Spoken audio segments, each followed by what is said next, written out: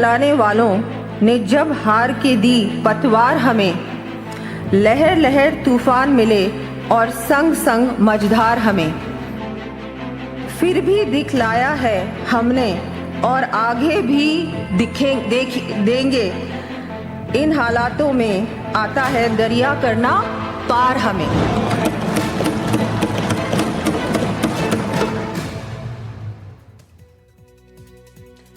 और देश के सबसे बड़े प्रदेश राजस्थान का भविष्य आज विधानसभा के पटल पर रखा गया। वित्त मंत्री दिया कुमारी ने करीब 3 घंटे तक चले अपने मैराथन बजट भाषण में प्रदेश की तस्वीर बदलने का खाका पेश कर दिया और उसी बजट को लेकर आज हम चर्चा करेंगे। नमस्कार, मैं हूं शुभेंदु सिंह, आप देख रहे हैं एनडीटीवी राजस्थान।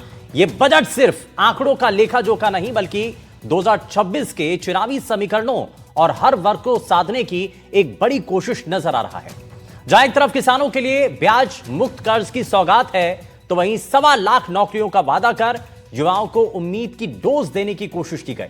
और इस बजट में एक और सबसे बड़ी बात यह कि पेपर लीक को रोकने के लिए एनटीए की तर्ज पर राजस्थान स्टेट टेस्टिंग एजेंसी बनाने की बात कही जा रही है। अब यह माना जा रहा है कि यह बहुत बड़ा जो है गेम चेंजर साबित हो सकता है, क्योंकि परीक्षाओं में गड़बड़ी को लेकर के बड़े सवाल उठते रहे और यह माना जाता रहा कि एनटीए की तर्ज पर राजस्थान में कोई ऐसी एजेंसी काम करनी चाहिए और इसको लेकर के आज इस बजट के अंदर चर्चा की गई। वहीं स्कूलों को बेहतर बनाने के लिए भी इस बजट के अंदर जिक्र हुआ, लेकिन सवाल कई हैं। सवाल यह कि क्या यह बजट वाकई विकास की नई इबारत लिखेगा या घोषणाओं के अंबार के बीच राजकीय घाटा सरकार की चिंता बढ़ाएगा? क्या लखपति दीदी और पिंक टॉयलेट जैसी योजनाओं से आधी आबादी का पूरा भरोसा सरकार जीत पाएगी? आज इसी पर हम चर्चा करेंगे और हमारे साथ कुछ खास मेहमान कार्यक्रम में जुड़ेंगे। उनसे भी जानेंगे कि आखिर यह बजट आम जनता के लिए किस रूप में रहा। बजट को लेकर के इस दौरान मुख्यमंत्री भजनलाल शर्मा ने जब प्रेस कॉन्फ्रेंस की, उन्होंने क्या कहा है, जरा वो आपको दिखाते हैं। हमने संकल्प पत्र 2023 में 392 घोषणाएं की थी, जिन्हें 5 साल में पूरा करना था, लेकिन हमने 5 साल का इंतजार नहीं किया। हमने 2 साल में ही 282 घोषणाएं यानी कि 72% से अधिक को पूरा करके दिखाया है। इसी तरह बजट 2024-25 की 1277 घोषणाओं में से 1188 यानी 93% को धरातल पर लागू कर दिया है। पिछली साल के बजट की 1441 घोषणाओं में 1246 घोषणाएं यानी कि 86% को धरातल पर उतार दिया गया है।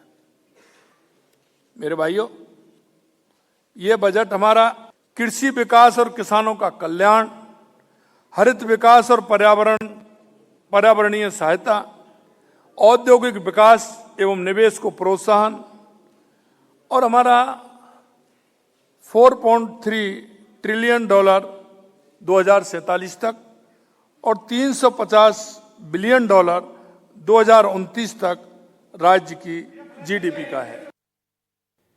वहीं विपक्ष ने इस बजट को लेकर के कई सवाल खड़े किए। विपक्ष की नजर में यह बजट नीरस है, सरकार पर निशाना भी साधा गया। जरा आपको सुनवाते हैं विपक्ष इस बजट को लेकर के क्या कह रहा है। के लिए 1 रुपया नहीं, ईआरसीपी का नाम तक नहीं, तो ये क्या बजट था? मेरे तो समझ में नहीं आया, इनके खुद के पढ़ने वालों के समझ में नहीं। मैंने कहा लगे आते ही इन अधिकारियों को धन्यवाद दे दो कि आपने इतनी मेहनत की है। जो 15 मिनट में निपटने वाला था, महामहिम राज्यपाल के अभिभाषण की बातें होनी चाहिए, वो बातें तो बजट में कर रहे थे। तो मैं समझता हूँ कि ये अनुभवहीन सरकार जो है वो एक तरीके से इस बजट के माध्यम से केवल प्रवचन इन्होंने दिए हैं। ऐसा होना चाहिए, मेंटल हॉस्पिटल होने चाहिए, तो बजट तो दो, खोलो ना, रामगंज मंडी से शुरुआत करो। कि नेहरू जी ने ये किया, इंदिरा जी ने ये किया। इन 11 सालों में भारत में कितना कर्ज बढ़ गया उसका कोई पूछने वाला नहीं है। इन 2.5 सालों में इस सरकार राजस्थान में है, डबल इंजन है, पूरा सहयोग मिलना चाहिए केंद्र सरकार का, वो नहीं मिल रहा। फिर भी आपकी बोरोइंग बढ़ रही है, आपका फिस्कल डेफिसिट बढ़ रहा है, आपके रेवेन्यूज बढ़ नहीं रहे हैं और जीएसटी का जो कलेक्शन होना चाहिए वो नहीं हो रहा है। तो मिसमैनेजमेंट तो है ही है। ग्रामीण विकास के अंदर 45,000 करोड़ रुपये कम किए हैं। नरेगा को जो मारने का काम इस सरकार करना चाहती है वो सब दिख रहा है अब। मैं आपको निवेदन करूंगा आपके चैनल के माध्यम से कि 3 बजट हुए, तीनों बजट में से 2 बजट तो स्टार्टिंग हो ही चुके हैं, अब तीसरा आया। 2 बजट की तमाम घोषणाओं को एक बार आप तुलनात्मक रूप से देखें कि धरातल पे कितनी आई। इस बार बताएं कि राइजिंग राजस्थान का नाम कितनी बार आया, है ना, विकसित भारत, इस तरीके से विकसित। तो यहां पर आपने विपक्ष को भी सुना, सत्ता पक्ष की तरफ से बताया गया कि यह बजट बहुत अच्छा बजट है, 2047 के विजन को पूरा करने वाला जो रोड मैप तैयार किया गया इस बजट के जरिए, इसमें आने वाले समय के लिए एक लॉन्ग टर्म विजन इसमें दिखाई देता है। अलग अलग सेक्टर्स को लेकर के इसमें नजर बनाए गए। विपक्ष हालांकि इसको लेकर के निराश नजर आ रहा है, इसको बेकार बता रहा है। कहा जा रहा है कि सिर्फ आंकड़ों की बाजीगरी है, जो हमेशा से कहा जाता रहा है, लेकिन असल में यह बजट कितना आम लोगों के लिए फायदेमंद साबित होगा या सिर्फ इसमें सियासत देखी जा रही है, इन तमाम चीजों को, हर एक पहलू को जरा समझते हैं और सरल तरीके से आपको समझाएंगे इस बजट की बारीकियां। इसको समझने के लिए हमारे साथ एक खास पैनल कार्यक्रम में जुड़ चुका है। जरा सबसे पहले आपको मिलवा देते हैं उनसे। हमारे साथ कांग्रेस पार्टी से राजकुमार शर्मा जी कार्यक्रम में जुड़ चुके हैं। राजकुमार जी बहुत स्वागत है। बीजेपी से प्रवक्ता अटल खंडेलवाल जी हमारे साथ कार्यक्रम में। अटल जी बहुत स्वागत है आपका। वरिष्ठ पत्रकार श्याम सुंदर शर्मा जी हमारे साथ कार्यक्रम में जुड़ चुके हैं। सर बहुत स्वागत है आपका। और सीए नंदन नरूला जी हमारे साथ कार्यक्रम में जुड़ चुके हैं। नंदन जी बहुत स्वागत है आपका। मैं शुरुआत नंदन जी आपसे ही कर रहा हूं, सबसे पहले बजट बारीकी और उसके बाद हम राजनीतिक बहस पर जाएंगे। लेकिन बताइए सर कि इस बजट को लेकर के लोग सरल भाषा में समझना चाह रहे हैं कि यह बजट आम लोगों के लिए क्या है।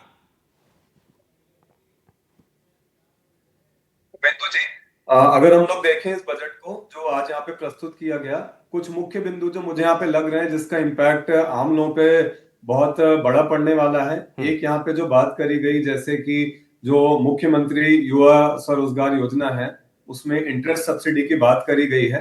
तो सरकार का जैसे यहाँ पे विजन हमें देखने को मिला कि अब राजस्थान ऐसा स्टेट बनना चाह रहा है जहां से नौकरियां दी जाएंगी, यहाँ के लोग बाकी बाहर नौकरी लेने ना जाए, यहाँ पे नौकरियां दी जाएंगी। तो उस तरफ ये एक काबिले तारीफ पहल है। उसमें ये चीज क्लियर करी गई है एटलीस्ट बजट में कि 100% इंटरेस्ट सब्सिडी जो है वो दी जाएगी युवा उद्यमियों को। तो ये मुझे एक पॉइंट लगा जिससे थोड़ा इकोनॉमिक ग्रोथ को जो है वो यहाँ पे फायदा मिल सकता है। उसके अलावा अगर मैं बात करूं तो कैसे अचीव होगा वो तो मुश्किल है, बट रफली 2 लाख रुपए पर कैपिटा इनकम रखने का यहाँ पे बजट में एक जो घोषणा करी गई है, मेरे ख्याल से पिछले वर्ष की जो पर कैपिटा इनकम थी रफली अराउंड 1,83,000 के आसपास थी, तो उसको यहाँ पे बढ़ाने की जो है बात की गई है। इंफ्रास्ट्रक्चर के ऊपर यहाँ पे एक अच्छा पुश किया गया है। एक बहुत इंपॉर्टेंट मुद्दा जो पिछले साल भी हमने आपके चैनल के माध्यम से डिस्कस किया था, जो एक एनटीए की तर्ज पे एक टेस्टिंग एजेंसी एस्टेब्लिश करने की बात की गई है। आई होप इस बजट में उसके जो स्पेशल प्रावधान किए गए हैं वो टेस्टिंग एजेंसी हो, ताकि पेपर लीक की जो समस्या है और बहुत सारी जो भर्तियों में जो समस्याएं चल रही है उनको कवर किया जाए। लास्ट ईयर भी आपके चैनल पे इस चीज को स्पेसिफिकली हमने कवर किया था। जहां तक बात रहती है फिस्कल डिसिप्लिन की, बोरोइंग की, तो डेफिनेटली वहां पे अभी और मेहनत करने की आवश्यकता है सरकार को, क्योंकि प्रति व्यक्ति जो है कर्जा जो है वो बढ़ता जा रहा है, क्योंकि हमारा कैपिटल आउटले जो है वो बढ़ता जा रहा है। तो संक्षेप में मैंने जो चीजें अभी शेयर करी आपसे, मुझे लगता है कुछ मुख्य बिंदु है। ठीक है, अब थोड़ा सा आगे बढ़ते हैं। मैं जरा इसमें जल्दी से भारतीय जनता पार्टी के जो प्रवक्ता हैं अटल जी, उनको जरा जोड़ रहा हूं। अटल जी, वैसे तो आप कहेंगे कि भाई बहुत अच्छा बजट है, लेकिन आपको इसमें सबसे खास बात क्या नजर आ रही है? और दूसरा ये, क्योंकि विपक्ष बार बार ये कह रहा है इसमें कोई नई बात तो नजर नहीं आ रही है, वो ईआरसीपी को लेकर के बार बार जिक्र कर रहे हैं। पहले जब केंद्र बजट सामने आया था उस वक्त भी उन्होंने इस बात को लेकर सवाल उठाया था कि भाई राजस्थान के हिस्से में कुछ नहीं आया, और राजस्थान का जब आपनों बजट आया तो उसमें भी उसकी कोई चर्चा नहीं। यहीं से सवाल शुरू हो रहे हैं। देखिए शुभेंदु जी, पहले तो आप ठीक कह रहे हैं कि जैसा कि मेरे को कहना भी चाहिए कि, और ये है भी, ये बहुत ही समावेशी बजट है। विकसित राजस्थान की जो संकल्प माननीय मुख्यमंत्री जी ने लिया है उसी दिशा में इसको आगे बढ़ाया गया है। इसका अगर बजट का आकार देखेंगे तो करीब 6.10 लाख करोड़ के आसपास ये जा रहा है, जिसमें कैपिटल एक्सपेंडिचर 2.60 के आसपास है और बजट का आकार 3.50 के आसपास है। और जो पर कैपिटा इनकम है वो 2,02,000 के आसपास करने की बात की गई है। और बहुत अच्छी बात यह है कि एसजीडीपी है वो 41% बढ़ा है स्टेट का। तो करीब 21.52 लाख करोड़ के आसपास का ये जो एसजीडीपी है या ये टोटल अर्थव्यवस्था है वो राजस्थान की बनी है। राजस्व जो घाटा है वो अब की बार आपको अभी जब आएंगे आंकड़े तो आपको दिखेगा कि पिछली बार ये 32,982 करोड़ था, अब की बार 24,313 करोड़ ये आएगा। करीब 8,000 करोड़ के आसपास हमने इसको नीचे करने की कोशिश कर रही है। अब जो आप कह रहे हैं कि भी राजस्व जो घाटा बढ़ा है वो बेसिकली हमारा जो कैपिटल आउटले है, जैसा कि कहा, वो अधिक है और वो होना भी चाहिए। जब आप विकसित राजस्थान की बात करते हो, जब आप नए नए क्षेत्रों में हवाई अड्डे, रिंग रोड और हाईवेज बनाते हो, नए मेट्रो ट्रेन वगैरह इस तरह की वो आप बात करते हो, आप युवाओं को स्किलफुल बनाते हो, एआई, डिजिटल और नए स्टार्टअप्स की बात करते हो, तो ये एक्सपेंडिचर होना है इंफ्रास्ट्रक्चर का। लेकिन सर जो क्यों ना initial- हम अपने अपने जो आर्थिकी है उसको मजबूत करने पर, दूसरा रेवेन्यू सोर्सेज हमारे क्या हों, हम क्यों ना उस पर फोकस कर रहे हैं?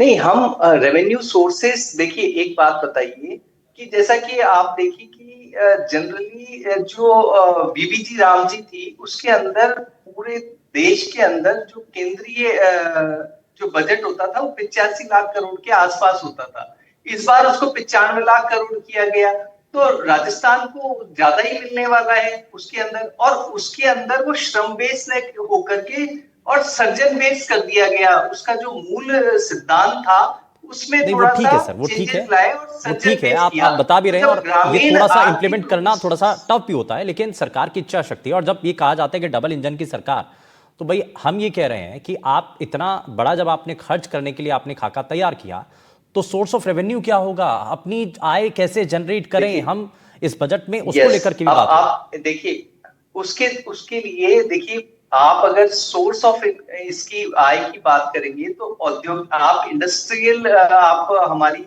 जितनी भी ये देखेंगे तो कॉरिडोर्स हम दे रहे हैं, औद्योगिक क्षेत्र बढ़ा रहे हैं, इंडस्ट्रियल कॉरिडोर्स हम बढ़ा रहे हैं। हाँ। वहां पर इंडस्ट्री लग रही है। प्रवासी जो हमारा राइजिंग राजस्थान था उसमें 35 लाख के एमओयू हुए, वो 35 लाख में से 8 लाख के एमओयू धरातल पे शुरू हो गए, उस पे काम वगैरह।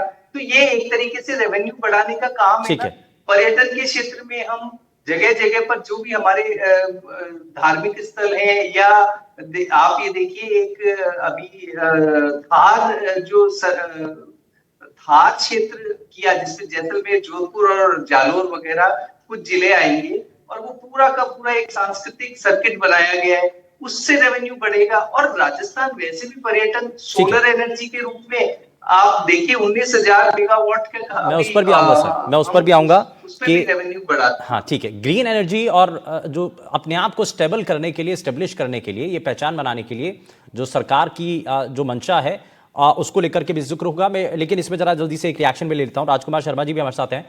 राजकुमार जी, वैसे तो कांग्रेस पार्टी के सभी नेताओं ने इस बजट को निराशाजनक बताया, नीरस बजट बताया, आंकड़ों की हेराफेरी, अधिकारियों को शाबाशी दे दीजिए, इस तरीके का कहा। लेकिन जल्दी से एक लाइन पर इस बजट को लेकर के आपका स्टेक क्या है, आप इस बजट को लेकर के क्या कह रहे हैं? शुभेंदु जी, आंकड़ों की बाजीगरी है, अनुभवहीन बजट है। रोटी, कपड़ा, मकान, शिक्षा, चिकित्सा। किसान चाहता है मेरा खेत मजबूत हो, फसल चाहती है मुझे दाम मिले, नौजवान चाहता है मुझे काम मिले, महिला चाहती है मुझे सुरक्षा मिले, मुझे शौचालय मिले, खिलाड़ी चाहता है मेरा खेल मजबूत हो, मेरा मैदान मजबूत हो, छात्र चाहता है मेरा स्कूल का बैग मजबूत हो, मेरा कंप्यूटर मजबूत हो। ईआरसीपी की बात कर रहे थे, बड़ी बड़ी विधानसभा चुनाव के दौरान 2 बजट पहले आ गए, तीसरा अब आ गया। थोड़े दिन पहले बड़े भाई ने, बड़ी बहन ने 140 करोड़ लोगों को बेवकूफ बनाया था। आज छोटे भाई ने, छोटी बहन ने राजस्थान के 8 करोड़ लोगों को बेवकूफ बना दिया। आंकड़ों में उलझ जाएंगे। शुभेंदु जी, बजट जब आता है तो समझदार तबका नहा धो के तैयार होता है, देवी देवताओं को मनाता है कि हमारे लिए कुछ अच्छा आएगा। महिला चाहती मेरी रसोई मजबूत हो, रोटी, कपड़ा, मकान, शिक्षा, चिकित्सा। रसोई कहां है? आप सब्जी लेने जाओ, हालत बेहाल है। सिलेंडर आएगा, हाल बेहाल है। पेट्रोल पंप पे जाओ, हाल बेहाल है। स्कूल कॉलेज में बच्चों को पढ़ाने जाओ, हाल बेहाल है। सड़कों पे जाओ तो जाम लगे हुए हैं, सड़कों पे जाओ तो गड्ढे हैं। महिला बच्ची चली जाए, चिंता लगी रहती है, सुरक्षित आएगी नहीं आएगी। राजस्थान में किया गया है, कह रहे कैमरे लगाएंगे, कैमरों से सुरक्षा होगी, कैमरों से एक्सीडेंट कम होंगे। अनुभवहीन सरकार है, अनुभवहीन बजट है। कांग्रेस पार्टी आज के बजट की घोर निंदा करती है, भारतीय जनता पार्टी को चेतावनी देती है कि राजस्थान के 8 करोड़ लोगों ने कांग्रेस पार्टी को बड़ा दिल पे पत्थर रख के आपको वोट दिया है। मेहरबानी करके उनकी तो लाज रखिए। अच्छा, मैं कुछ कांग्रेस पार्टी के नेताओं को भी सुन रहा था कि भाई महंगाई में राहत कैसे मिले, पेट्रोल डीजल के दामों में कमी लाने के लिए वैट की दरों को कम करना ये भी होना चाहिए था। आप क्या कह रहे हैं इस पर? तो जी वैट तो कम होना ही चाहिए, पेट्रोल डीजल सस्ता होना चाहिए, गैस सस्ती होनी चाहिए। तो बिंदु जी वो भारतीय जनता पार्टी, यही भारतीय जनता पार्टी के नेता जब कांग्रेस पार्टी सत्ता में थी सिलेंडर सिर पे रख के घूमते थे पूरे दिल्ली के अंदर, पूरे हिंदुस्तान के अंदर। न खाएंगे न खाने देंगे, भ्रष्टाचार मुक्त करेंगे, पेपर लीक करेंगे, उसको गायब करेंगे। अच्छा, अटल जी को इसमें जरा जोड़ लेता हूं मैं। अटल जी, आप जरा इस पर जवाब दीजिए। और दूसरा ये राजकुमार शर्मा जी की जब सरकार थी उस वक्त उनको ये याद नहीं आता था, लेकिन अब विपक्ष में है तो ये सब याद आ रहा है ना। लेकिन अटल जी इस पर जवाब आपको देना है क्योंकि डबल इंजन की सरकार तो है। लेकिन मैं शुभेंदु जी केवल एक प्रश्न राजकुमार जी से पूछना चाहता हूं कि राजकुमार जी आप तो केवल इतना सा बता दीजिए, इतनी सारी आपने बोला कि सब जितनी भी बातें बोली उसमें लगा कि महंगाई दर बहुत ज्यादा होगी राजस्थान की। तो मैं पूछना चाहता हूं इनसे, महंगाई दर आपकी सरकार 2022-23 में क्या थी और आज क्या है? बस केवल एक सवाल का ही उत्तर मिल जाएगा कि हम कैसे विकास कर रहे हैं और किस स्तर पे हमारा अभी डेवलपमेंट चल रहा है। एक सवाल, केवल एक उत्तर, उसको इधर उधर नहीं करके केवल 2 दरें बता दे, वरना मैं बता दूं। राजकुमार जी जवाब है? महंगाई दर से ही तो नापोगे आप। मैंने कहा ना किचन सस्ती है या ये आंकड़ों के कितनी है? राजस्थान की जनता ने अरे आंकड़े क्या होता है? तो बिना आंकड़ों के आप बात कैसे करेंगे? हम ये कह रहे हैं भारतीय जनता पार्टी की रखने और करने में अंतर है। ये बताओ ना, कपड़ा खरीदो, जूता खरीदो, मोजा खरीदो, में हम 1 लाख से 1.5 लाख दे देंगे तो आंकड़े साड़ी खरीदो, बच्चों को पढ़ाओ, किताब खरीदो, कॉपी खरीदो, 16 लाख पेंसिल खरीदो, 16 लाख से 20 अस्पताल में जाओ, दवाई लो, दीदी बनाएंगे तो आंकड़े ही है ना। गाड़ी खरीदो, मकान बनाओ, कैसे खरीदो।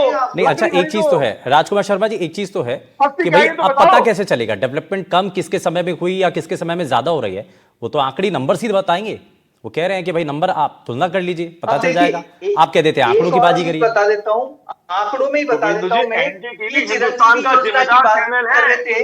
चिरंजीवी योजना के अंदर 22-23 के अंदर 12 लाख भारतीय जनता पार्टी के जितने पदाधिकारी है ना उनके घरों में कैमरा भेज दीजिए। और जो मुख्यमंत्री पत्नियां बता आयुष्मान योजना है उसमें तो भैया घर चलाना मुश्किल हो रहा है। सुविधा ली 25 लाख लोगों, कमजोर हो रही है, कम लोग, और जब रसोई कमजोर होती है 25 तो लाख परिवार कमजोर होता है, और जब परिवार इन्होंने- कमजोर होता है तो समाज और देश कमजोर होता है। देखो बात नहीं, आंकड़ों से समझा दीजिए करना, राजकुमार जी, कराना। केवल बातों से नहीं। भारत आइए का सब वो है। देश नहीं रहा या भारत ये का अपनी युवा फीस वो नहीं छुपाने के रहा लिए जो कुछ भी कर आपकी सकते ये हैं। जुमलेबाजी को पसंद करे। वो एक दूसरे आंकड़ों को से लड्डू खिला समझना दिया चाहता है और उसको राजस्थान की बताएगा। जनता को जब लड्डू खिलाएंगे तो पता चलेगा। ऐसे नहीं, शुभेंदु जी जैसे से मैंने पूछेगा, बोला कि बजट का आपके आकार बिना ये है, कौन पानी आ जाएगा? कैपिटल में हमारा एक्सपेंडिचर ये 32-33 है, महीने की सरकार बजट का है। घाटा ऐसे कम किया आज तो हमने, 200 दिन हम की बता सरकार तो रहे। अच्छा, ठीक है, ठीक है। बूंद पानी अभी तक नहीं आया। एक बूंद पानी अभी ठीक तक है, पानी के संकट पर भी बात करूंगा मैं उस पर भी आऊंगा। राजकुमार शर्मा जी मैं उस पर भी आऊंगा। अटल जी मैं आता हूं आपके पास भी, लेकिन इस बीच हमारे साथ श्याम सर भी हैं। श्याम सर, एक चीज ये समझने वाली है कि भाई ये तो स्वाभाविक ही है कि बीजेपी के नेता तो इसको बड़ा अच्छा बताएंगे और कांग्रेस पार्टी के नेता तो इस बजट को लेकर के सवाल उठाएंगे ही उठाएंगे। ये तो पहले से ही तय है, भाई उनका काम भी है, उनका धर्म यही है। विपक्ष में है तो उनका धर्म ये है, तो वो अपना धर्म निभा रहे हैं। लेकिन असल में क्या ये 2047 जो सरकार ने जिस आधार पर इस बजट को रखा, 2047 का विजन विकसित राजस्थान, क्या उसका ये रोड मैप इस बजट के अंदर दिखाई देता है? और दूसरी बात, ईआरसीपी बड़ा जिक्र हो रहा था और मैं इसलिए वापस से इस बात को उठा रहा हूं कि भाई केंद्र के जब बजट आया तो उस वक्त भी इस पर सवाल उठा था कि भाई उसके अंदर इसका कोई जिक्र नहीं। आपणों बजट आया तो उसमें कोई चर्चा नहीं। ये विपक्ष का सवाल बड़ा जायज लगता है। सर इस पर जवाब। देखिए शुभेंद्र जी, जिस प्रकार से बजट दिया है तो ईआरसीपी की बात बार बार राजकुमार जी कर रहे हैं। 26,000 करोड़ के वर्क ऑर्डर जारी कर दिए हैं। तो इसका मतलब है कि देखिएगा, अभी बिहार पाटिल आए थे कुछ दिन पहले जयपुर में, तो हमने पूछा था, उन्होंने कहा था कि जिस प्रकार से भले राष्ट्रीय परियोजना घोषित नहीं की है, लेकिन राष्ट्रीय परियोजना के जो वर्ष थे कि हमको 10% और 90% केंद्र देगा, तो अभी 26,000 करोड़ के कार्य ऑर्डर जारी हो जाने के बाद वो एक दिन में तो काम पूरा नहीं होने वाला। तो इसलिए ईआरसीपी की बार बार राम जल सेतु योजना हो गई है, नदियों को जोड़ करके वो पानी लाने की बात हो रही है। अब देखिए, आप ये नहीं कह रहे यमुना जल समझौते वाली जो बात आज की है, 32,000 करोड़ का जो फंड देने की बात प्रावधान कर दिया है। जो कहते थे कि भाई झुंझुनू, सीकर और चूरू में पानी ही नहीं मिलेगा, कभी आएगा ही नहीं, जो सपने नहीं सजो रहे 300 किलोमीटर से पाइपलाइन डाल करके जो पानी की बात कर रहे थे, देखिएगा हरियाणा ने समझो अभी सहमति दे दी है, भी CR पाटिल कह के गए थे। तो ऐसी स्थिति में जो दो बड़ी योजनाएं जो कांग्रेस केवल सोचा करती थी, कुछ धरातल पे उतार नहीं पाई थी, ये सरकार उतार पाने में कामयाब हो जाएगी तो बहुत बड़ी उपलब्धि राजस्थान को मिल जाएगी ना। अब आप देखिए, अगर पानी हमारे पास हो जाएगा तो विकास की दृष्टि से हम जो तेज गति से बढ़ाएंगे। अच्छा, एक चीज और देखिए सर, इस बजट के अंदर जो इंफ्रा है उसको मजबूत करने के लिए बड़ी कोशिश है। एक सवाल ये भी कि जो सड़कों को लेकर के इतना बजट आवंटित किया गया, ये तैयारी की गई, इसके पीछे कहानी क्या? भाई इतने साल हो गए राजस्थान में विकास के काम, भाई पिछली सरकार कांग्रेस पार्टी तो कहती है कि हमने तो बहुत काम किया, लेकिन जब बात आती है इंफ्रा की, सड़कों के निर्माण को लेकर के, तो अब इतने बड़े बजट की क्या जरूरत आ गई? फिर या तो बनी नहीं सड़कें या इतनी खराब हालत में है। अब देखिएगा कि सड़कों का मांग तो हमेशा रहेगी, और आप अगर विकसित राजस्थान को करना चाहते हो तो फिर अगर सड़क नहीं होगी तो विकसित हो नहीं सकता। गांव को शहर से जोड़ने के लिए अगर सड़क नहीं होगी तो फिर जो किसान उत्पादन करेगा वो कैसे लेके आएगा शहरों तक? तो इसलिए निश्चित तौर पर सड़कों का जिस प्रकार से जाल बिछाने की कोशिश की गई है, जो नई सड़कें दी है, और अभी वित्त मंत्री क्योंकि पीडब्ल्यूडी मंत्री भी हैं, तो अपने सड़क विभाग को अगर विकसित नहीं करेंगी तो फिर उनको फिर कैसे कहेगा कोई कि आप वित्त मंत्री होने के नाते अपने विभाग को, उन्होंने महिला बाल विकास को भी देने का प्रयास किया है, टूरिज्म को भी देने का प्रयास किया है। तो जिस प्रकार से आने वाला समय राजस्थान विकसित राजस्थान कैसे बने, देखिए युवाओं को जोड़ने की बात कह रहे हैं, तो पेपर लीक के मामले में टेस्टिंग, राजस्थान टेस्टिंग करने की बात करिए जिसपे ऑनलाइन हम परीक्षा करा सके, तो एक बड़ी उपलब्धि। बहुत दिन से हल्ला मच रहा था कि भाई राजस्थान में पेपर लीक हो रहा है, अगर ये शुरू कर देंगे तो फिर, और मुख्यमंत्री ने कहा है कि अब युवा है, अब रोजगार देने वाला बने, मांगने वाला नहीं। तो 10 लाख रुपए का अगर ऋण मुक्त ब्याज दे दिया जाएगा, और अब देखिएगा किसानों को जिस प्रकार से 25,000 करोड़ का मुक्त ऋण मुक्त अगर दे देंगे तो किसान अगर वैसे अपनी स्थिति को सुधार लेगा, युवा अगर जुड़ जाएगा, और महिलाओं को जिस प्रकार से विकसित करने की कोशिश की गई है, तो फिर आने वाला चुनाव जो पंचायत और नगर निकाय के चुनाव होंगे तो परिदृश्य बदल सकता है। और फिर आने वाला देखिए 2047 का विजन की बात कर रहे हैं, तो ये सब चीजें विकसित राजस्थान के लिए अति आवश्यक है। अब अशोक गहलोत तो केवल फौरी घोषणाएं करते ये इसके अंदर बहुत सारी चीजें हैं। अच्छा, इसमें समय थोड़ा सा कम रहा, लेकिन इसमें एनटीए का भी जिक्र था कि एनटीए की तर्ज पर राजस्थान के अंदर भी उसी प्रक्रिया को अपनाया जाएगा ताकि जो पेपर लीक जैसी घटनाएं हैं उनको रोका जा सके। बेटियों के लिए भी बहुत कुछ किया। खैर समय थोड़ा सा कम था। बहुत शुक्रिया सभी खास मेहमानों का कार्यक्रम में शामिल होने के लिए, लेकिन उम्मीद यही है कि ये विकसित राजस्थान के रोडमैप के आधार पर जब इस बजट को रखा गया तो वो एग्जीक्यूट उसी तरीके से हो पाए ताकि इसका लाभ सीधे सीधे ग्राउंड जीरो पर पहुंचे और लोगों को इसका लाभ मिल पाए। रुक एक छोटे से ब्रेक के लिए, आप कहीं मत जाएगा, बने रहिए एनडीटीवी राजस्थान के साथ। नमस्कार। कश्ती चलाने वालों ने जब हार के दी पतवार हमें, लहर लहर तूफान मिले और संग संग मझधार हमें, फिर भी दिखलाया है हमने और आगे भी देंगे। इन हालातों में आता है दरिया करना पार हमें।